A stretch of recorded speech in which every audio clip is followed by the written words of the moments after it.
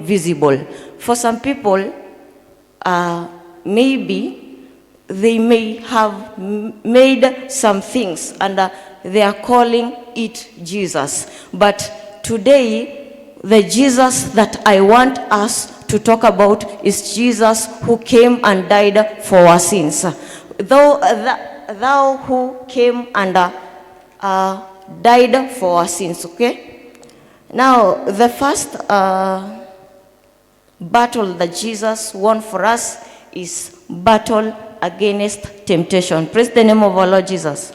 Now, this, we can find it in the book of Matthew chapter 4, from verse 1. Matthew chapter 4 from verse 1. Then it says, then Jesus was led by the Spirit into the wilderness to be tempted by the devil. And he fasted 40 days and 40 nights. And afterwards, he was hungry. Then the tempter came and said to him, if you are the Son of God, command these stones to become loaves of bread. Praise the name of Jesus. Now, the first thing that we are seeing here, it is the Spirit himself that guided Jesus to the desert, okay? Now, it is not the devil that guided Jesus to the desert, but it is the Spirit of God. Meaning that at some point, there are things that God, the Spirit of God, can lead us to do. Praise the name of Jesus. As we are here, yesterday we were told that we had, is it a vision? What was the vision of this mission? Yes? Sijauliza vizuri. Iko sawa, si ndio? It is the vision of the mission, right? Yes. Why are we here? Very good. To preach the gospel and to call many people to the kingdom of the Lord. Si ndio? Now, that is the vision as to why we are here. That is why the Spirit of God led us to this place. And we are told that Jesus was also led to the desert so that he can be tempted. Now, and we are told that wakati Yesu alikuwa pale katika jangwa, the devil came and told him to turn the stone into a loaf of bread. Why? Because he was hungry. Now, meaning that when we are on a mission, or when we are here, we can be tested for some things, okay? Yes, the devil anaweza tumia mtu kukuletea kitu kuambia tu fanya kitu fulani. One day I had a story from someone that there were some missionaries who went to India. Now, and they were told, now see, you are here and you are telling us that Jesus walked on water. Sindio? Yes, and there's I can't remember the name of that river. It was overflowing by then. Now, they told those missionaries, can you also walk on that water because you are telling us that Jesus walked on water? Kumaanisha kama, yani, if he did it, you can also do it. Now, when they did that, they drowned, okay? Now, what am I trying to say this morning? That Jesus won against the battle of temptation, meaning that as missionaries, we are not supposed to be anxious for anything, okay? Or to be overwhelmed by the things that people can bring to us, maybe questions or anything, but always remain confident with the faith that you have in Jesus. That bora tu wewe unaamini ya kuwa ni kweli Yesu alikufa na akafufuka kwa ajili ya dhambi zetu. And you have that confidence that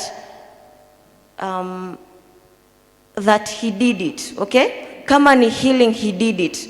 No one can convince you that Jesus did not heal. Why? Because in your heart, you know that Jesus healed, right?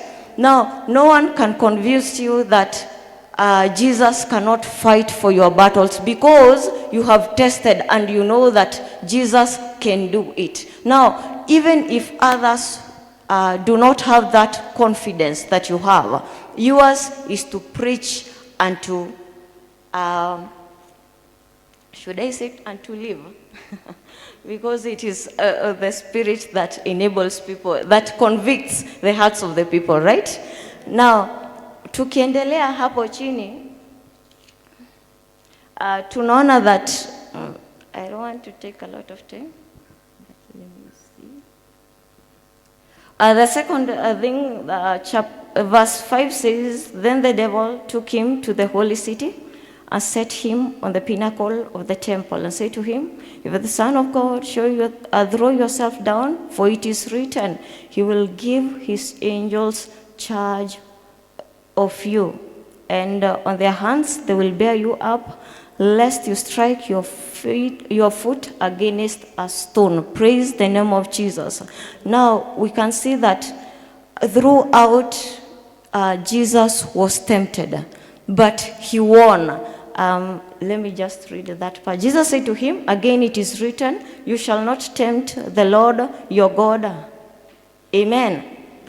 Now, this is the confidence that we are walking out with today as we are going out, that Jesus already fought that war and he has already won.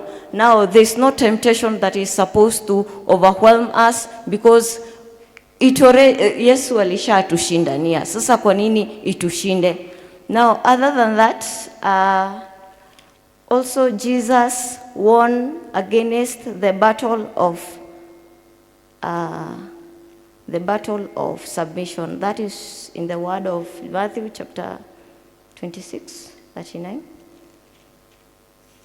The battle of submission. Now, I believe that if there is something hard in this world, it is submitting.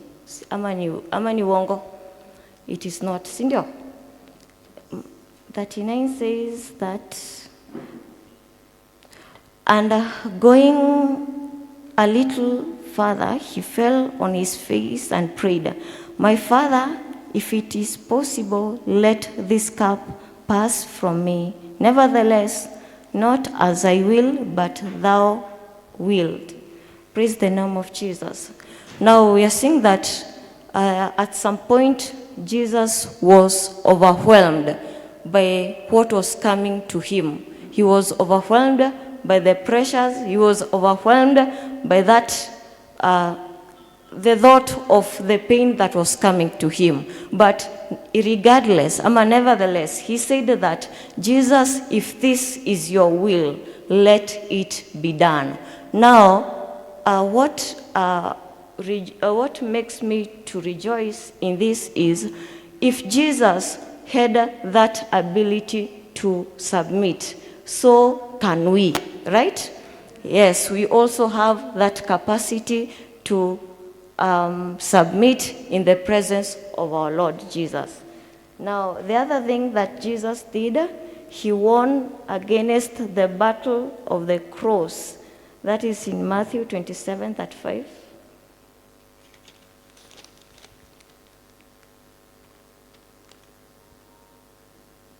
And it says, and when they had crucified him, they divided his garments among them by casting lots. Praise the name of Jesus. Now, Jesus, when he was crucified, when he was being crucified, maybe he had the power ya stop that crucifixion process, ndio?